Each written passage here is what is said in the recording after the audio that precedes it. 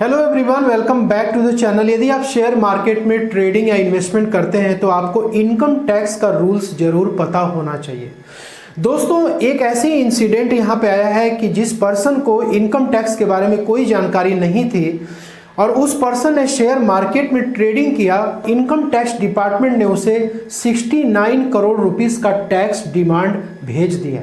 और दोस्तों, ये जो पर्सन है ये एक फार्मर है जो कि बेंगलुरु से बिलोंग करता है। शेयर मार्केट पे किस तरीके से टैक्स चार्ज होता है आपको मैं थोड़ा सा इसके बारे में समझाता हूं, फिर उस फार्मर की कहानी आपको बताऊंगा। तो दोस्तों, यहाँ पे शेयर मार्केट और म्यूचुअल फंड दो ऐसे ऑप्शन होते हैं जिसके द्वारा कि आप अपने पैसे को इन्वेस्ट करते हैं। शेयर मार्केट में आप ट्रेडिंग भी कर सकते हैं और आप इन्वेस्टमेंट भी कर सकते हैं, लेकिन म्यूचुअल फंड के थ्रू यदि आप जाते हैं तो सिर्फ और सिर्फ आप इन्वेस्टमेंट कर पाते हैं। जब आप इन्वेस्टमेंट करते हैं ना, तो उसमें आप जो भी बाइंग और सेलिंग करते हैं तो उसमें आपको कैपिटल गेन होता है और कैपिटल गेन पे आपको गवर्नमेंट को टैक्स पे करना पड़ता है। लेकिन यदि ट्रेडिंग की बात करें तो ट्रेडिंग में दो तरीके की ट्रेडिंग आप शेयर मार्केट में करते हैं। एक तो होता है इंट्राडे ट्रेडिंग, यानी कि आप सेम डे स्टॉक्स को खरीदते हैं या सेम डे किसी इंडेक्स को खरीदते हैं। निफ्टी 50 हो गया, बैंक निफ्टी हो गया, सेंसेक्स हो गया, और सेम डे ही उसको आप स्क्वायर ऑफ कर देते हैं, तो इसको इंट्राडे ट्रेडिंग कहते हैं। और फ्यूचर एंड ऑप्शंस की ट्रेडिंग, नॉर्मली ये सभी प्रकार के एसेट क्लास में आप फ्यूचर एंड ऑप्शंस की ट्रेडिंग कर सकते हैं। जैसे ऑप्शन की बात करें तो इंडेक्स जो है निफ्टी 50 हो गया, बैंक हो गया, जो भी इंडेक्स होते हैं, ठीक है। और फ्यूचर्स आप शेयर में भी कर सकते हैं और इंडेक्स में भी कर सकते हैं, ठीक है। तो फ्यूचर एंड ऑप्शंस की ट्रेडिंग हो या इंट्राडे ट्रेडिंग हो, इस पे किस तरीके से इनकम टैक्स में देखिए टैक्स चार्ज किया जाता है। इंट्राडे ट्रेडिंग को इनकम टैक्स में स्पेकुलेटिव ट्रेडिंग कहा जाता है, यानी कि इसमें जो भी प्रॉफिट और लॉस होगा उसको स्पेकुलेटिव प्रॉफिट और लॉस की तरह ट्रीट किया जाता है और इसे आपको अपने इनकम टैक्स रिटर्न्स में रिपोर्ट करना पड़ता है। लेकिन दोस्तों, यदि आप फ्यूचर एंड ऑप्शंस में ट्रेडिंग कर रहे हैं तो ये जस्ट लाइक एक बिजनेस की तरह ट्रीट किया जाता है इनकम टैक्स प्रोविजन के अनुसार। तो फ्यूचर एंड ऑप्शंस पे जो भी आपको प्रॉफिट और लॉस होगा उसको बिजनेस प्रॉफिट और लॉस की तरह ट्रीट किया जाता है। तो दोस्तों, यहाँ पे क्या होता है कि शेयर मार्केट हो, म्यूचुअल फंड हो, आपको यदि प्रॉफिट हो तो भी आपको इनकम टैक्स रिटर्न में इसको शो करना होता है, यदि आपको लॉस हो तो भी आपको इसे शो करना होता है। नॉर्मली क्या होता है कि जब लोगों को लॉस हो जाता है फ्यूचर एंड ऑप्शंस में या फिर इंट्राडे ट्रेडिंग में, तो वो लोग सोचते हैं कि भाई गवर्नमेंट को हमें टैक्स तो देना है नहीं क्योंकि हमको लॉस हो चुका है, तो हम इसको ITR में क्यों रिपोर्ट करेंगे। दोस्तों, आपका जो भी डाटा है अब इनकम टैक्स के पोर्टल पे रिपोर्ट होना स्टार्ट हो चुका है, क्योंकि आपका पैन नंबर यहाँ पे लिंक होता है, तो आपके पैन नंबर के अगेंस्ट में सारी की सारी सूचनाएं इनकम टैक्स डिपार्टमेंट को जाती रहती हैं। इसलिए आपको लॉस हो या प्रॉफिट हो, इनकम टैक्स रिटर्न में इसे शो जरूर करना चाहिए। यदि आप लॉस डिक्लेयर करते हैं तो ये लॉस आपका नेक्स्ट ईयर में फॉरवर्ड हो जाता है, जब आपको प्रॉफिट होती है तो उसमें से एडजस्ट हो जाता है, ठीक है। तो आप इस चीज का विशेष ध्यान रखें कि जो गलती ये फार्मर ने की थी वो गलती आपको नहीं करनी है, जिससे कि आपको भी फ्यूचर में चल करके ये टैक्स डिमांड की नोटिस आपको मिल जाए। अब यहाँ पे दोस्तों चलिए बात करते हैं कि इस फार्मर के साथ क्या हुआ था। दोस्तों, ये जो केस है वो फाइनेंशियल ईयर 14 का है, जिसमें कि इस फार्मर ने फ्यूचर एंड ऑप्शंस में ट्रेडिंग की थी और उसको 26 लाख रुपीस का लॉस हो गया था। दोस्तों, इस फार्मर से गलती क्या होगी कि अपने इनकम टैक्स रिटर्न में इस फ्यूचर एंड ऑप्शंस का कोई भी लॉस डिक्लेयर नहीं किया। इवन यदि उसको कुछ प्रॉफिट भी हुई थी तो उसको भी उसने शो नहीं किया। तो दोस्तों, इसका जो केस था ये 2021 में इनकम टैक्स डिपार्टमेंट के द्वारा ओपन किया जाता है और इसको रीअसेस किया जाता है। रीअसेस करने के बाद 2022 में इनकम टैक्स डिपार्टमेंट इस फार्मर को नोटिस भेजता है on high value transactions against his pan. मैंने आपको क्या बताया था, आप जो कुछ भी शेयर मार्केट में करते हैं ना, ये आपके पैन नंबर पे सारे के सारे ट्रांजेक्शन्स रिपोर्ट होना स्टार्ट हो चुका है। दोस्तों, 2022 में इनकम टैक्स डिपार्टमेंट इसे हाई वैल्यू ट्रांजेक्शन्स के लिए पर्सन से क्लेरिफिकेशन मांग रहा है। अब यहाँ पे देखिए, he does not check emails, did not see the notice. अब इस फार्मर ने इनकम टैक्स के पोर्टल पे लॉगिन नहीं किया, इसने इस नोटिस को भी चेक नहीं किया, ना ही उसने कोई ईमेल वगैरह चेक किया।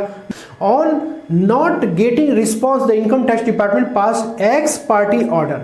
अब देखिए क्या होता है कि जब भी नोटिस आपको सेंड किया जाता है, यदि आप उसकी रिप्लाई नहीं करते हैं एक टाइम लिमिट तक, या उसके बाद इनकम टैक्स डिपार्टमेंट उसके पास जो भी इंफॉर्मेशन अवेलेबल होती है उसके आधार पे वो खुद ही इनकम आपका डिक्लेयर करता है और उसके बाद प्रॉफिट भी डिक्लेयर करेगा, ठीक है, पेनाल्टी भी लगाएगा, इंटरेस्ट भी लगाएगा। और आप जब देखेंगे तो आप मतलब सरप्राइज करेंगे कि ऐसा क्यों हो रहा है।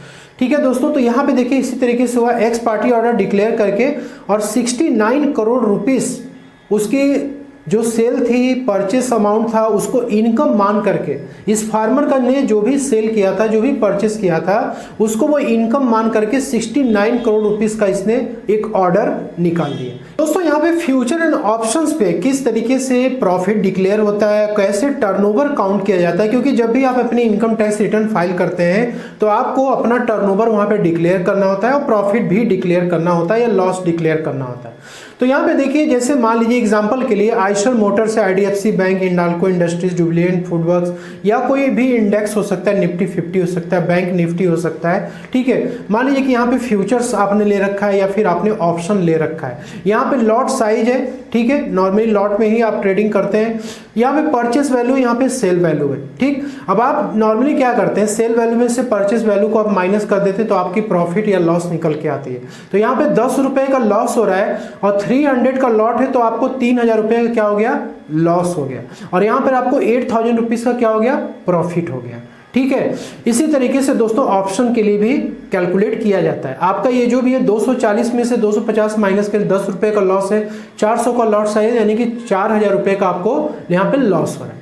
तो फ्यूचर एंड ऑप्शंस में क्या हो रहा है दोस्तों कि जो भी आपको लॉस या प्रॉफिट होता है उसी को ही टर्नओवर माना जाता है, यानी कि उसको एब्सोल्यूट जो भी फिगर होगी एब्सोल्यूट बेसिस पे कैलकुलेट की जाती है। तो यहाँ पे टर्नओवर 3000 मान लिया जाता है। पे देखिए लॉस हुआ तो इसको टर्नओवर मान लिया, ठीक है, और इसका प्रॉफिट है तो प्रॉफिट को भी टर्नओवर माना जाता है। तो आपका जो गेन और लॉस है, ठीक है, नेगेटिव हो पॉजिटिव हो दोस्तों, ये टर्नओवर की तरह काउंट किया जाता है। तो आपका टर्नओवर यहाँ पे कितना हुआ, 27,000 रुपीज हो गया, जबकि आपका कितना हुआ, नेट प्रॉफिट कितनी हुई, 13,000 रुपए की हुई। ठीक है, तो इनकम टैक्स रिटर्न में आप क्या करते हो, ये टर्नओवर रिपोर्ट करते हो और अपनी प्रॉफिट या लॉस आप डिक्लेयर करते हो। अब देखिए यहाँ पे इस फार्मर के साथ क्या हो रहा है, इस फार्मर को 26 लाख रुपीस का फ्यूचर एंड ऑप्शंस में लॉस हुआ था। तो दोस्तों यहाँ पे 26 लाख रुपीस का लॉस हो रहा है इसको, लेकिन इसकी टर्नओवर कुछ और रही होगी। डिपार्टमेंट इसको 69 करोड़ रुपीस मान रहा है। और यहाँ पे क्या हुआ कि in May 2023 demand order of 68 crore comprising tax on income, interest to onwards, मतलब 2014 से लेकर के अब तक का जो इंटरेस्ट भी डिपार्टमेंट ने क्या किया, कैलकुलेट कर लिया, टैक्स अमाउंट पे पेनाल्टीज भी लगा दिया और इसको सेंड कर दिया। तो यहाँ पे दोस्तों 69 करोड़ रुपीस का एक्स पार्टी ऑर्डर निकाला गया, लेकिन दोस्तों जो इसको डिमांड ऑर्डर भेजा गया वो 68 करोड़ रुपीस का भेजा गया। He does not see it either as doesn't check emails. दोस्तों उसने यहाँ पर भी अपनी ईमेल्स नहीं चेक की और इसको नहीं देखा। ठीक है, कभी कभी ऐसा होता है जब आपको इनकम टैक्स के रूल्स के बारे में कुछ भी नहीं पता होता है तो आपको मालूम ही नहीं होता है कि हाँ हमें इनकम टैक्स की डिमांड आई हुई है, आप मेल चेक करते हो, आप नहीं देखते हो। कई बार लोगों की income tax return defective mode में चले जाती है, 2-2, 3-3 महीने तक लोगों को पता ही नहीं होता है। इसके बाद जब देखते हैं तो उनको पता लगता है कि हाँ हमारी आईटीआर डिफेक्टिव हो चुकी है। तो दोस्तों इस तरीके की सिचुएशन इस फार्मर के साथ भी हुई थी। अब क्या हुआ कि जब इसने इसका कोई रिप्लाई नहीं किया तो इस इनकम टैक्स डिपार्टमेंट के पास एक लास्ट ऑप्शन होता है दोस्तों कि वो आपके बैंक अकाउंट को फ्रीज कर देता है। दोस्तों यहाँ पे डिपार्टमेंट क्या करता है, यदि आप कोई रिप्लाई नहीं करते हैं, उसका डिमांड है तो कुछ टाइम के बाद क्या करेगा, आपका बैंक अकाउंट को फ्रीज कर देगा। तो इस फार्मर का भी अकाउंट फ्रीज हो गया। तब इसको पता लगा कि मतलब हमारा अकाउंट क्यों फ्रीज हुआ है। उसके बाद उसको मालूम हुआ, उसके बाद वो अपील किया इनकम टैक्स डिपार्टमेंट को, जिससे कि उसका डिमांड क्या हो जाए, डिस्पोज हो जाए। लेकिन दोस्तों अपील भी फाइल करने के लिए 20% मनी की रिक्वायरमेंट होती है। जो भी आपका डिमांड ड्यू है, यानी कि मान लीजिए 68 करोड़ है तो 20% आपको डिपॉजिट करना पड़ता है अपील करने के लिए। दोस्तों यदि 68 करोड़ रुपीस का 20% निकाले तो करीब 12 से 13 करोड़ रुपए उसको डिपॉजिट करना अपील करने के लिए, तब जाकर कुछ सुनवाई हो। अब ये फार्मर 12 करोड़ रुपीस को कहां से लाएगा। तो दोस्तों यहाँ पे देखिए mention which he can't afford, इसको वो अफोर्ड नहीं कर सकता है। तो दोस्तों इस सिचुएशन में आप ना पड़े, ये काफ़ी क्रिटिकल सिचुएशन हो चुका है। तो इस इंसिडेंट से आपको क्या लर्निंग मिलती है कि आप जो भी इनकम टैक्स रिटर्न आप फाइल कर रहे हैं, आप जो भी करते हैं, फ्यूचर एंड ऑप्शंस करते हैं या फिर आप इंट्राडे करते हैं या फिर म्यूचुअल फंड या शेयर मार्केट में इन्वेस्टमेंट करते हैं, तो प्रॉपर तरीके से आप अपना इनकम डिक्लेयर करें, लॉस डिक्लेयर करें और प्रॉपर डॉक्यूमेंट भी मेंटेन करके रखें। तो दोस्तों इस वीडियो में अभी के लिए इतना ही। आशा करता हूँ वीडियो पसंद है, अच्छी लगे लाइक शेयर जरूर करें। मिलता है नेक्स्ट वीडियो में। Thank you so much for watching this video.